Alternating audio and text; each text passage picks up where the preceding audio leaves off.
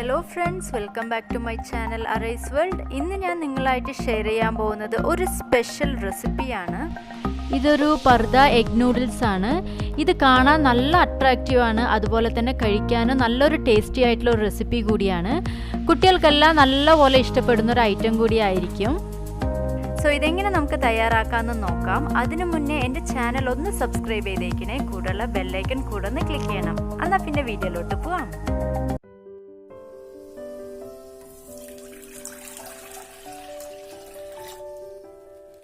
ഈ സ്നാക്ക് തയ്യാറാക്കാൻ വേണ്ടി ആദ്യം നമുക്ക് നൂഡിൽസ് ഇവിടെ വേവിച്ചെടുക്കാം. അതിനുവേണ്ടി ഞാൻ യിപ്പിയുടെ നൂഡിൽസ് പാക്കറ്റാണ് എടുക്കുന്നത്.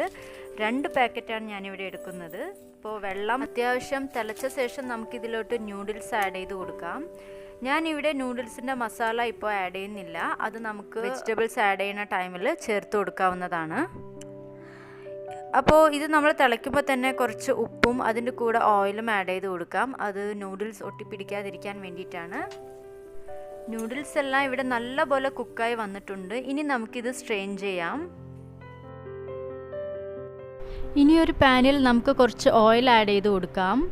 അതിനുശേഷം കട്ട് ചെയ്ത് വെച്ചിട്ടുള്ള വെളുത്തുള്ളിയാണ് ഞാൻ ഇതിലോട്ട് ഇട്ട് കൊടുക്കുന്നത്.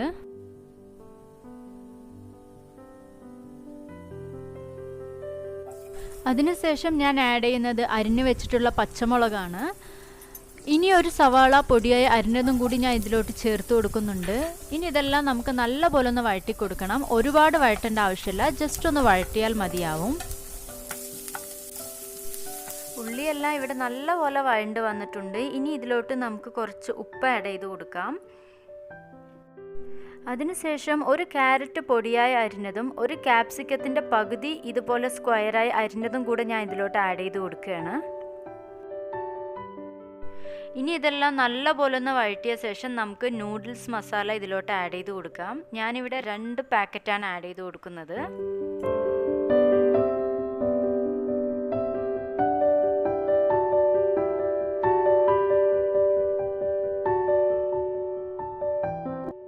ഇനി നമുക്കൊരു 4 ടീസ്പൂൺ ടൊമാറ്റോ കെച്ചപ്പ് കൂടെ ഇതിലോട്ട് ആഡ് ചെയ്ത് കൊടുക്കാം.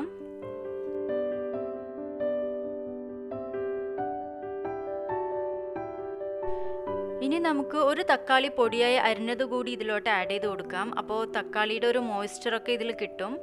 അപ്പോൾ ഇതിൽ നമുക്ക് വെള്ളമൊന്നും ആഡ് ചെയ്യേണ്ട ആവശ്യമില്ല, ഇതെല്ലാം മതിയാവും. ഇനി ഇതെല്ലാം നമുക്ക് നല്ലപോലെ ഒന്ന് വഴറ്റി കൊടുക്കണം. അപ്പോൾ നമ്മുടെ മസാല ഇവിടെ തയ്യാറായി കഴിഞ്ഞിരിക്കുകയാണ്. ഇനി നമുക്ക് ഇതിലോട്ട് നേരത്തെ കുക്ക് ചെയ്ത് വെച്ചിട്ടുള്ള നൂഡിൽസ് ആഡ് ചെയ്ത് കൊടുക്കാം. എന്നിട്ടിത് നല്ലപോലെ ഒന്ന് മിക്സ് ചെയ്ത് കൊടുക്കണം. അപ്പോൾ ഇത്രയേ ഉള്ളൂ, നമ്മുടെ മസാല കൂട്ട് ഇവിടെ തയ്യാറായി കഴിഞ്ഞു.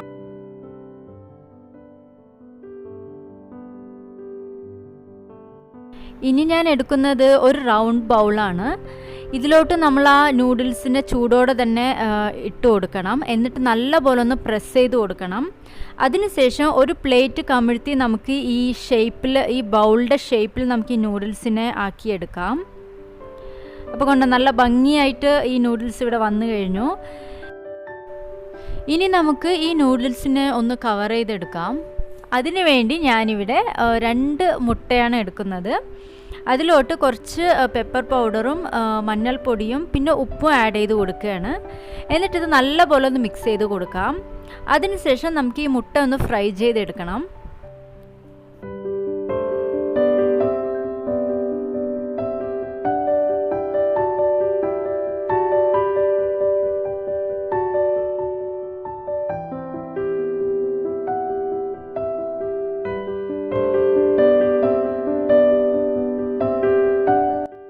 അപ്പോൾ നമ്മുടെ മുട്ട ഇവിടെ ഫ്രൈ ആയി വന്നിട്ടുണ്ട്. ഇനി നമുക്ക് ഇതൊന്ന് സെറ്റ് ചെയ്ത് കൊടുക്കാം.